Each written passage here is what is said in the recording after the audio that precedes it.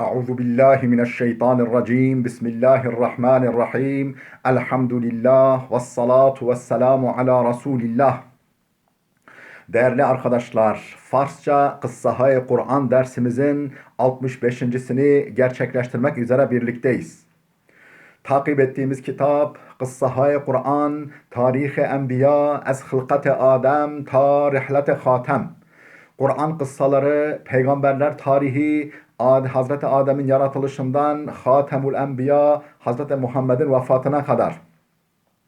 Kitabın Arapça olarak yazarı Cadel Mevla, Farsça'ya çevireni ise Muhammed Aftabi.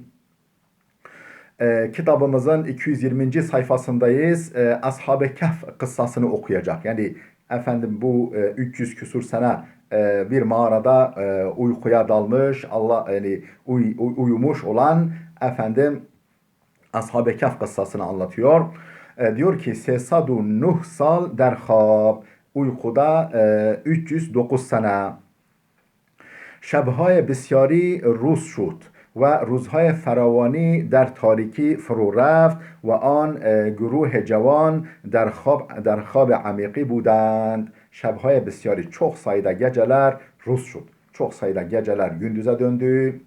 Yani çok geceler gündüz oldu. Ve ruzhaya feravani, efendim bol miktarda, çok miktarda gündüzler der tariki furu reft, karanlığa gömüldü, gece oldu ve an guruhe cuvan ve an guruhe cavan, o efendim genç topluluk der habe amiki budand. Bütün bu zaman zarfında o genç grup efendim derin bir uykuda idiler.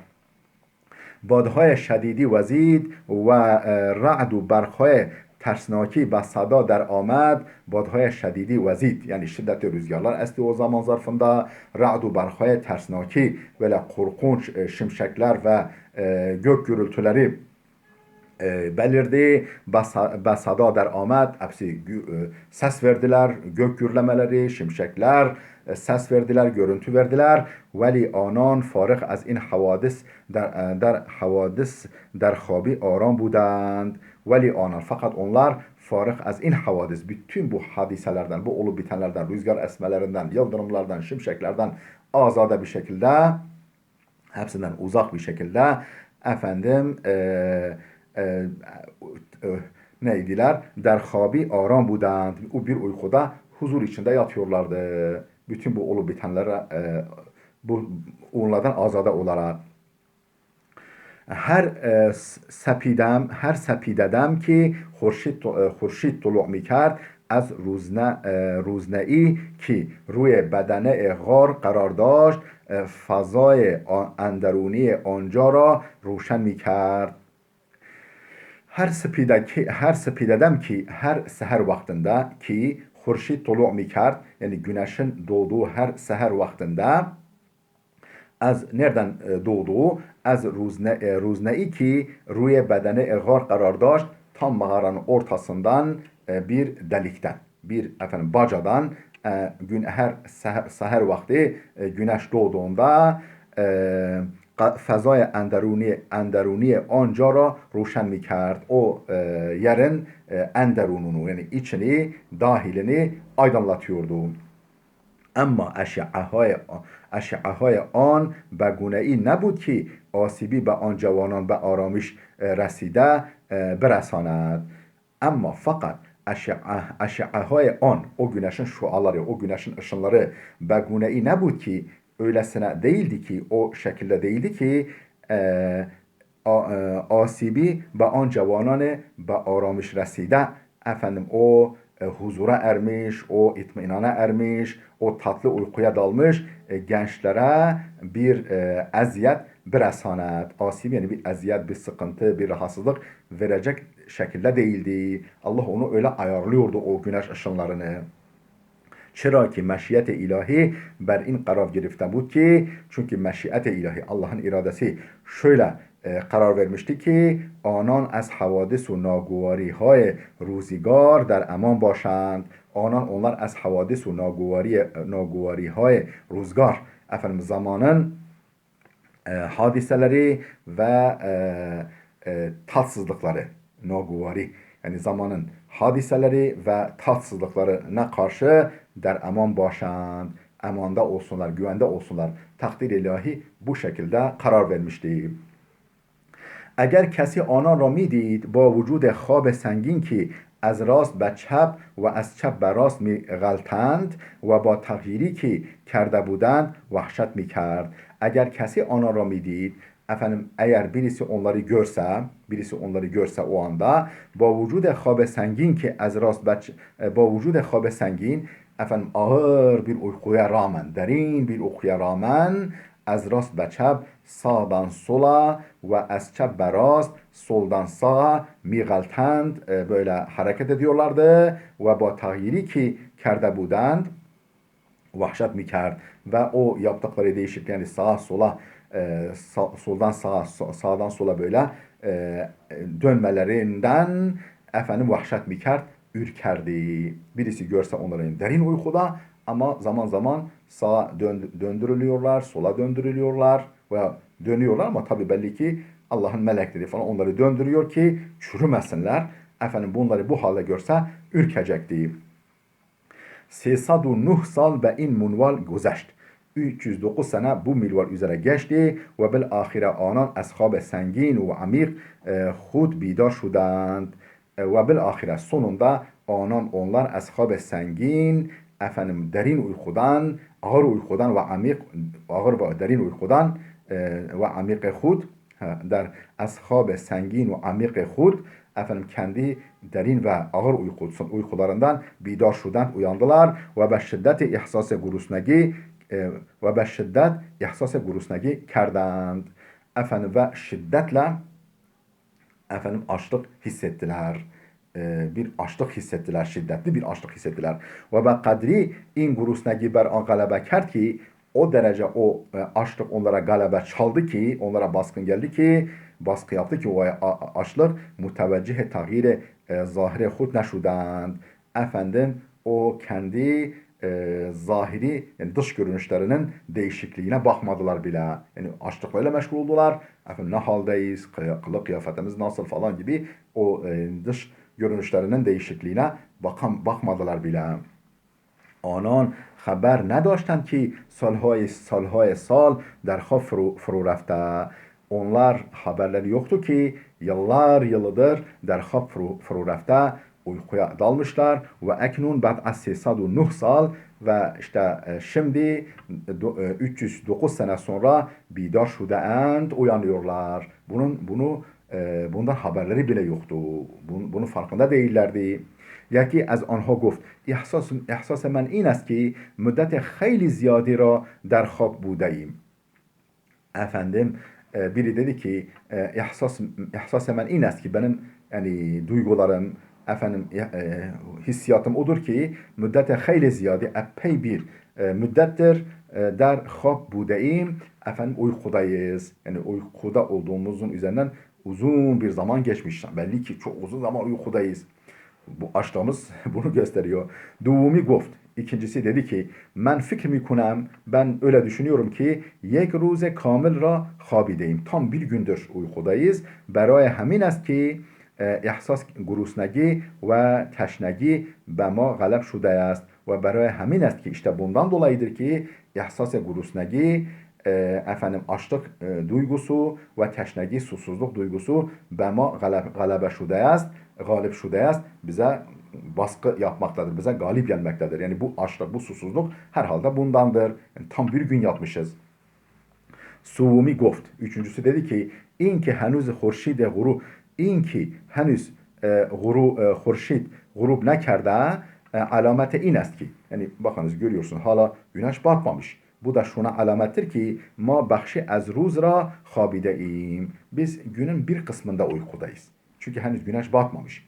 Çıra ki masubh khabidiyim. Çünkü biz sabahleyin uyumuştuk. Efendim işte bak güneş henüz batmamış. Demek ki günün bir kısmında uyumuşuz.